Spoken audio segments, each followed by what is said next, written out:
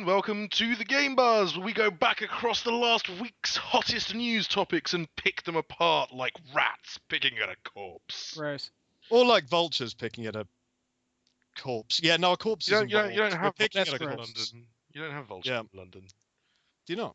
No, apparently at any given moment you're no further than 5 meters away from a rat. That's very Gosh, true. I'd like to go to the big city one day. Take a See cat. all those rats. Take a cat, like Dick Whittington. I see. Because then you can just film it and make all the money off of internet videos. Oh, this is true. Anyway, No, video you're game news.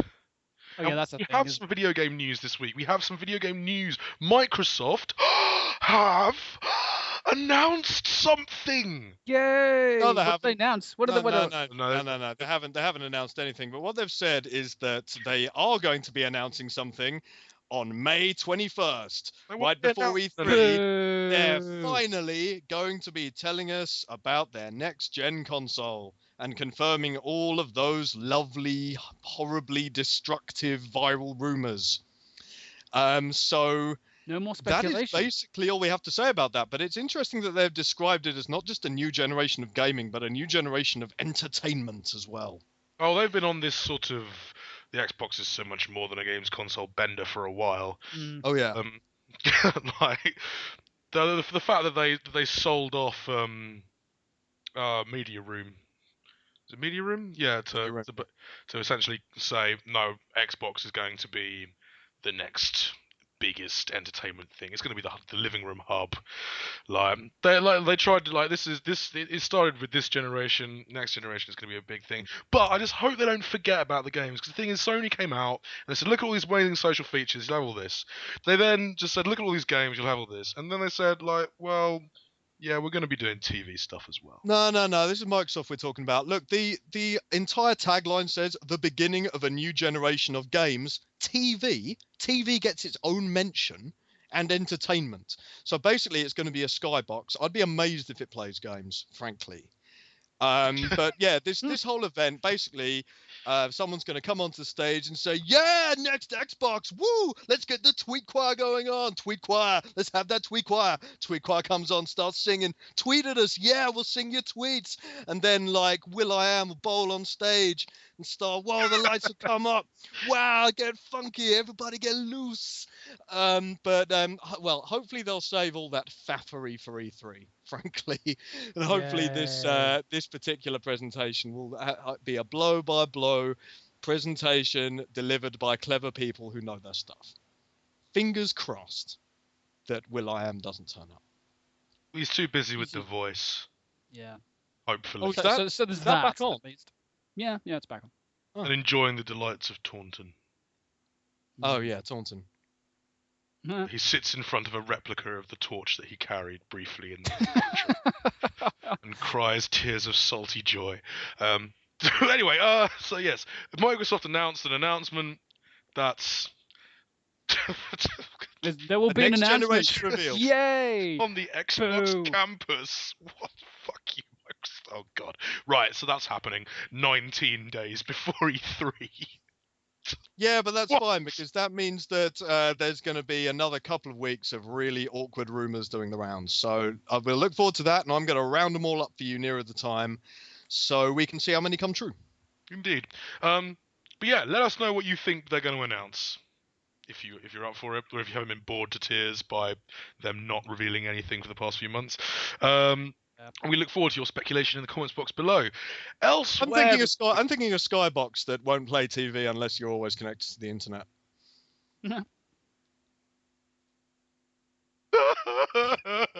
I don't know. I think that's the vibe I'm getting at the moment. But yes, from one announcement to a different way of doing announcements, Nintendo have said that they're probably not going to do a press conference at E3. Not one of these big glutted, big splurgy, huge, big budget events that target absolutely everyone and no one in particular. they've said that they're going to be instead targeting smaller region-specific events and corralling all the journalists into a pen somewhere with lots of consoles and developers, and corralling all the distributors and shareholders into a much nicer room, I assume, that's full of masseuses, beanbags, free hospitality, and the like. That's totally fine. That's almost certainly fine.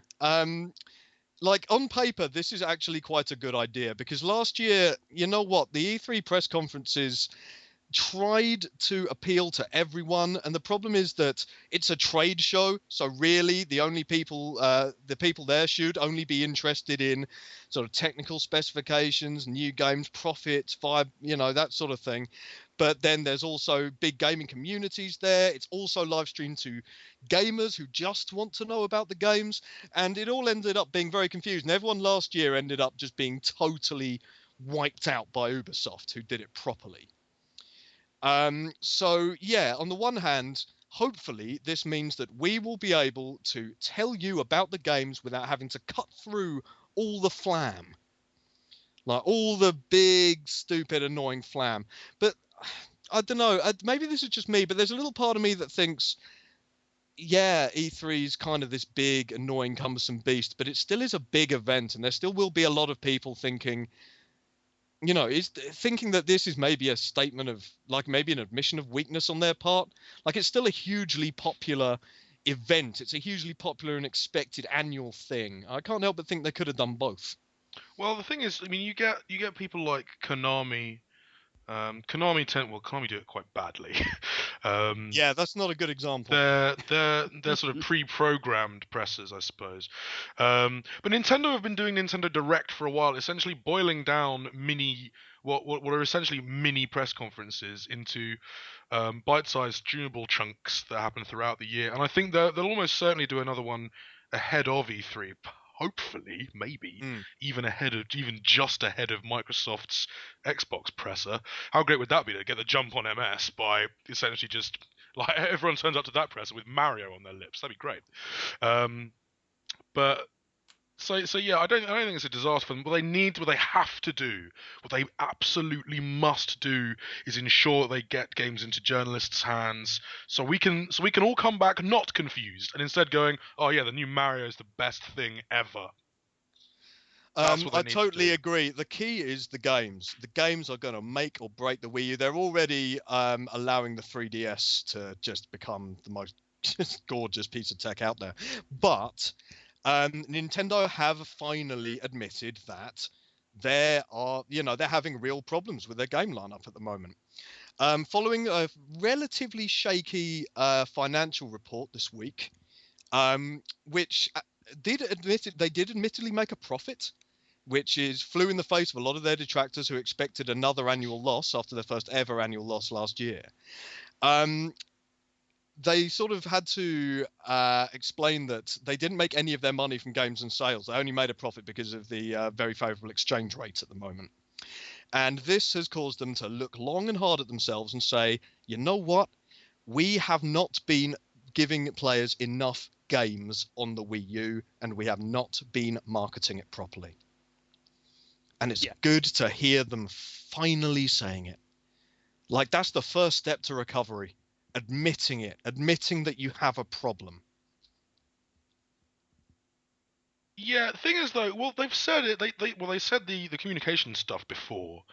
It was said there'd been a problem in communicating the idea, why it was essential, why it wasn't just just like a sort of semi-upgrade to this generation, why it was awesome. They completely failed to communicate that, and he mentioned that in the past. But the thing about software is very interesting, because this was supposed to be the console where they fixed things, where they went, you third parties, get involved with us, leap in the sack, and we'll make some money together. And with like the start of this year, just saw third parties going, oh fuck that, no, not doing a Wii U version of that, no. Yeah, what, no. Rayman Legends? What? No. And that hilariously ended up making a nice little unassuming AA game called Lego City Undercover suddenly become some sort of unbelievable champion. There is that. We still don't have release dates for the Wonderful 101 or Pikmin 3. And just turning around and saying, "Oh yeah, we would have liked Pikmin 3 to be a launch title." That doesn't help anyone. We would have quite We liked would it, have well, loved actually. exactly. But yeah, they said that though. Iwata also admitted that the Wii U doesn't really have that Wii Sports out-of-box killer app. Because even if you get Nintendo Land as a pack-in rather than buying it separately, it is just a very bitty little mini game collection. There's no tournaments on there, and there's nothing that hugely shows off what to expect from the gamepad peripheral going forward. They're just lots of little mini games that are there for the sake of it, rather than saying, look, this is the fun you will be having in other games. You'll be swinging the golf club. You'll be swinging the racket, So it was interesting to see him say that. I wonder if that means they'll potentially be trying to bring out another sort of kind of showcase killer app thing down the line. I hope they do. They need one, and they should stick it in the box. But yeah, Nintendo have been floundering recently, been doing fantastically well on the 3DS front, but really have to pick up just their whole Wii U strategy and lineup. Agreed. I think it was quite interesting. There were a few a few little analyst comments a couple of months back saying that Nintendo's sort of console releases have essentially been bolstered up by their handhelds over the past few years, and we're seeing again just their handheld just like currently caning it, currently doing incredibly well. Because it has loads of games, and we said this, they can't afford to do to approach the Wii U with the same strategy with which they approach the 3DS, because there's just not that much time. No. The competition is coming. The time's gone. The time's gone now. It's completely gone. Right now is when we should be getting the big first-party titles. Yeah, keep a couple back for Christmas to rub it in Microsoft and Sony's faces. Of course, do that. But right now is when they should be flogging the most Wii U's that they'll ever sell. It's coming right before the next console generation is coming out. There's this dead air, this just sort of this time wait that we're spending waiting, where they should be saying, look, we have a console out. We have these great games out, and it should be selling like hotcakes. And instead, they're selling what, 300,000 units in like the last 4 months. Well, they're expecting to sell? Is it 2 million over the next financial year? Something. Like that. Yeah, something along those lines. Yes. They haven't even hit 1. No, they've shifted. They've shifted over 3 mil since launch. Might have been a figure for Europe or the UK then. I think it is, yeah. Worldwide, they've shipped over 3 mil. Shipped, sold, that's where things get a bit tricky. But yeah, they're talking about some definitely bigger numbers than 1 million. Now, that might be Europe or I think that's, perhaps America. But yeah, the thing is, the 3DS is caning it, the Wii U is lagging behind, and they've wasted this time now. They can do whatever they want at E3, but the fact is, right now is when we need the games, and this is when everyone should be super psyched for the Wii U, and we're not. On the other hand, of course, as we keep saying, the 3DS is super great, and it's just got better. Because the only thing better than loads of awesome games is getting a free one. Yep. They've like Nintendo announced there's so many games for promotion this week. Like, it's just fantastic. Buy 3 absolutely awesome games that you really must have on the 3DS, and get a 4th for free. Yeah, and this is, this promotion isn't some like rubbish little throwaway shovelware thing. We're talking about games like Luigi's Mansion 2, Fire Emblem Awakening, Animal Crossing, and Donkey Kong Country Returns 3D. Not to mention Monster Hunter 3 Ultimate or Castlevania Lords of Shadow. These are big games, and you know what? You are probably going to buy at least 2 of these anyway. Like Fire Emblem and Luigi's Mansion. Right there are essential games for the 3DS. Yep. It's basically buy 3 essential killer handheld apps. games. So you can buy 2 of them, and then the Pokemon Mystery Dungeon game looks pretty good. The Castlevania Lords of Shadow is pretty good, but don't expect Order of Ecclesia or anything. Monster Hunter 3 Ultimate works fantastically on the 3DS. And then you'll get Animal Crossing for free. and it's retroactive. So if you've already bought and registered these games, it still counts because Nintendo are just uncharacteristically rocking it. They are. They are. Well, on one half of the office. Yeah, The other half not so by much. rocking it, I mean rocking this precise exact thing.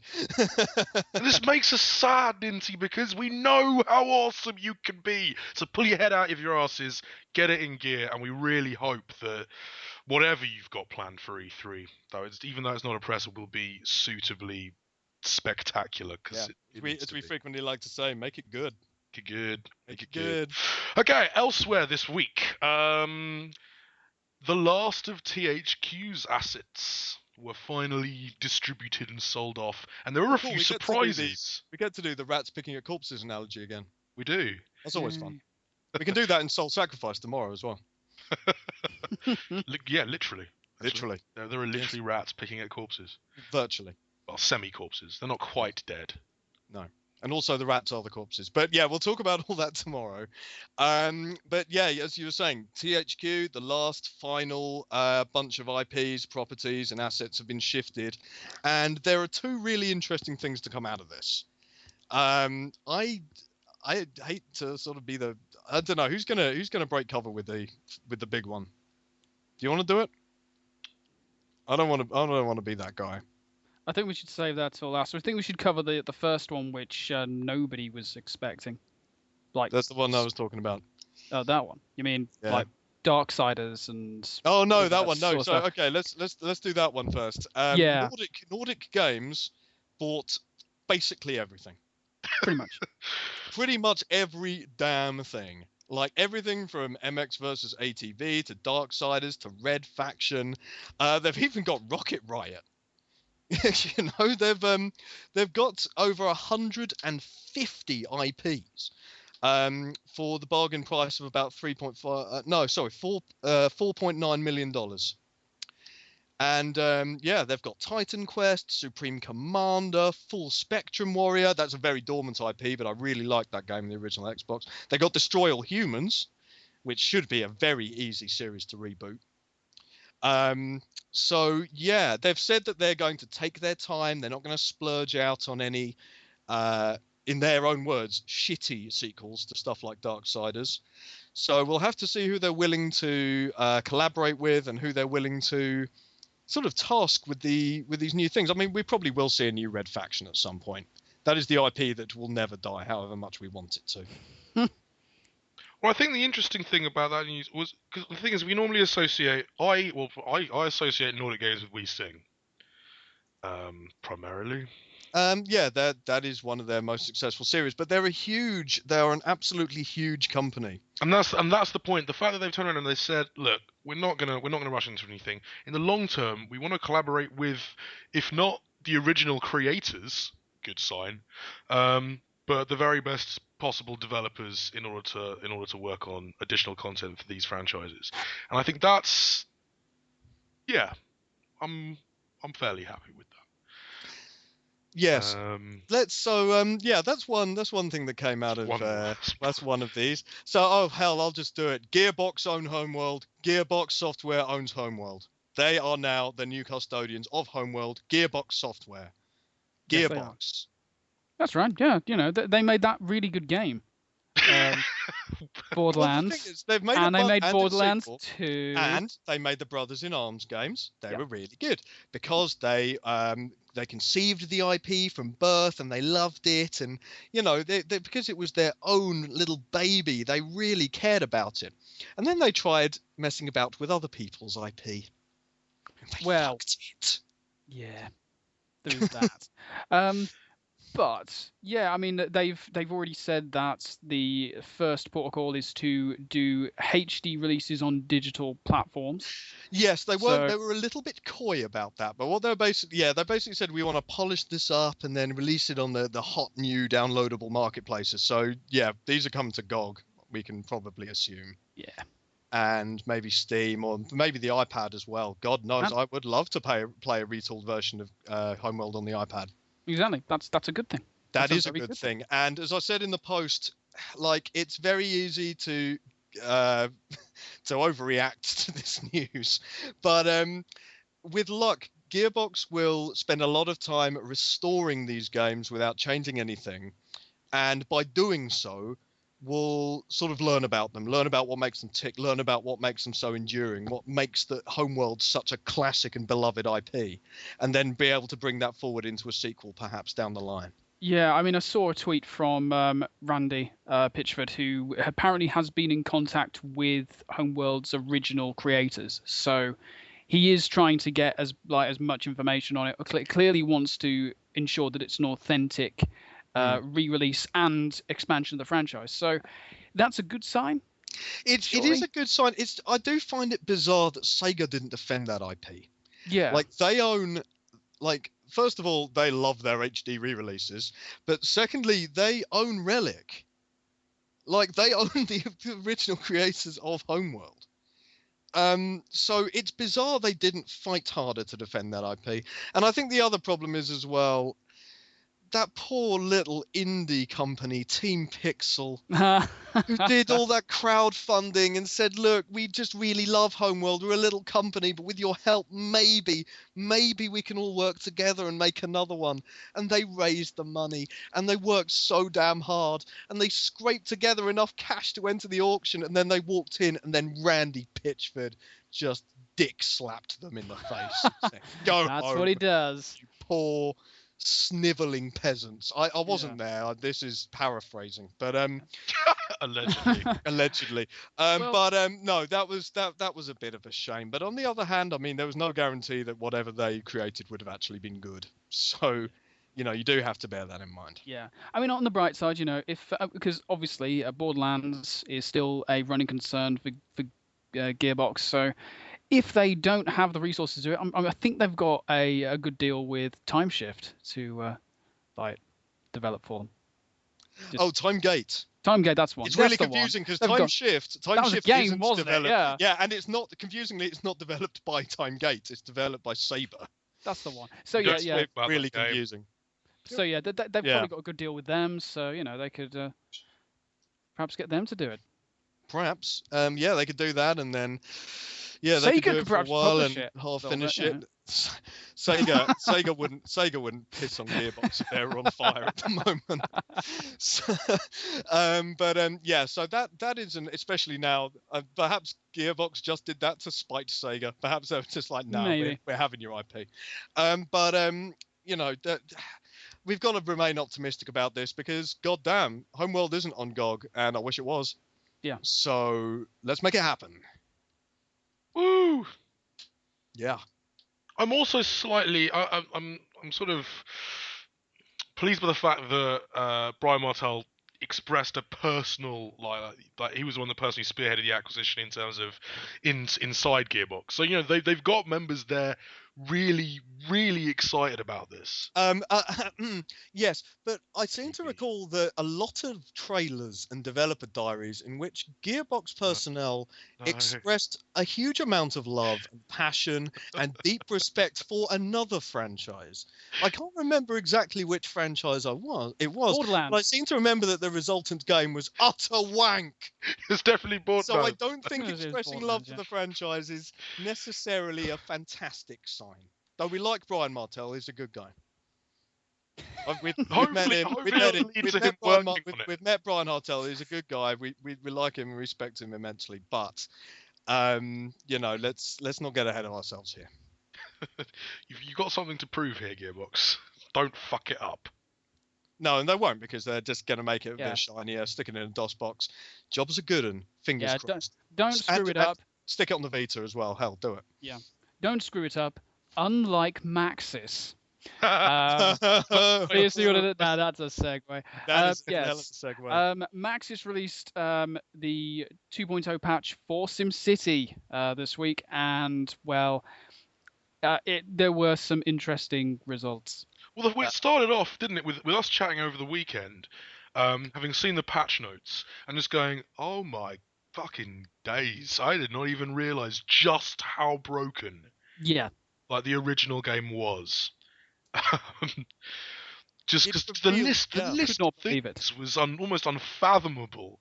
just how broken I mean, it's got sim in the title, and that whole aspect was just completely nerfed. I agree. The simulation was broken in such profound and tiny ways. It was from the macro to the micro level. The simulation, not the net code or the infrastructure, the simulation. Yeah. And it changes absolutely everything. I mean, obviously, if you have a look at the review that's on site, it was so difficult to ascertain what was broken, what was just a little bit unbalanced, and everything else, because of the fact that it seemed to play well enough, but obviously it wasn't. And I feel a little silly now. No, Carl, admittingly. don't beat yourself up about that, man. There was, But for as far as I'm concerned, that's one of the fairest reviews out there. You gave it a fair shake. You acknowledged that it was fun, but no one foresaw some of this stuff. Nobody could tell because nobody knew about how ridiculous some of these little problems were. But yes, then update 2.0 came along.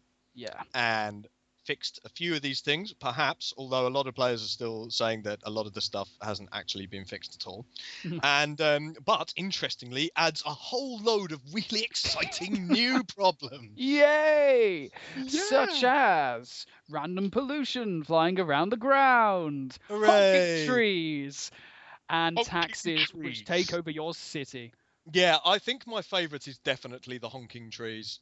Like, starting a new region that is just about a sort of virgin, unspoiled wilderness, and then you zoom in and you just hear sirens blaring, like honking. So, what are you doing? How have you done? How has this happened? So, yeah, I've got to tell you, I think I'm done. I think I'm done. I'm at the point where I might as well just wait for them to, well, someone else to brave the waters first and identify the fact that it's working, because I tried going in before the patch, like just have a look around at stuff, and I thought, oh, if I might give it like an hour or so, and after 5 minutes I was like, no, I just can't do this. I cannot do this because I'll just get sucked in, and I'll start to get angry again, just like Matt usually does, and it'll be. I just couldn't do it, and I'm actually at the point where I'm thinking about uninstalling it. Yeah, I think the thing is, and we're gonna talk about Defiance tomorrow, and the ways in which we can see a good game in there, but it's still fun, so we still keep playing it. SimCity is completely different in that we were able, as soon as we started, we were able to see what Maxis has told. Well, they told us we were able to see inside the game what they were going for. Yeah. It's just the misinformation, the broken code, the lies about where the computations are happening, because that's now been completely debunked. Yes, and can I just say, it is absolutely unacceptable to release a game where school buses sometimes abduct students, abduct children from other cities that you don't even own. That is not okay. It's a little bit okay. This is the thing. They've got to learn, John. It's been a plethora of alienating clusterfucks, and you're right, Carl. I can't even look at that game anymore. Yeah. Like it makes me physically ill. Because I get really angry playing that game, like really angry playing that game, because you can see glimmers of light through the shit. But shit it is. And and the thing is, we often give the benefit of the doubt to MMOs and online games, because we know, there'll be netcode problems to sort out. There'll be a few bugs and glitches in the system and in the infrastructure, but this is just broken on a fundamental level. And this was one of my most anticipated. This was, in fact, my most anticipated game of the year. Yeah. And I'm not touching it with a barge pole. I'm done. It doesn't matter now. I feel it's almost too late now, because you know what? If they finally turn it into this fantastic multiplayer simulation in a couple of months' time, I'll be playing something else in a couple of months' time. I don't have I don't have this free time, and none of us have the time. We've never been so busy, and we've never been so short of money and sort of free downtime that I can come back to this and think, oh well, it's fine, they've finally fixed it. You've had your chance, SimCity, at least as far as I'm concerned, and I'm out. And I hate that. Yep, and I completely understand what you were saying about feeling a bit silly, Carl, and I think that's going around. Yeah. Because Well, you think that's bad? I wrote an article saying, this I is wrote an article that was titled, like, basically, always on is fine. SimCity is going to be totally fine. Always on is awesome. Always I'm on paraphrasing isn't the slightly, issue. but No, is it? you know, I Yeah, do. I mean, feel I It's said never the issue. I said this the other day. Like, it's like SimCity isn't mediocre or crap because it's always on. It's mediocre and crap because it's built craply. I agree. I still think the idea is sound. I still think that the idea, the core fundamental thing, the thing we latched onto, the thing we all saw of all collaborating, all creating our little piece of heaven. I wanted that so bad. And it's so bad.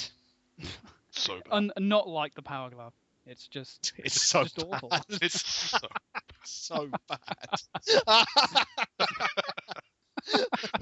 I think we're going to end on the Power Glove. We should end on the Power Glove. Because we love the Power Glove. Because we love the Power Glove. We love the glove. So bad. So yes, do tune in tomorrow where we'll be going into depth on both Defiance and Inafune's Soul Sacrifice. With all of its murder. Its murder.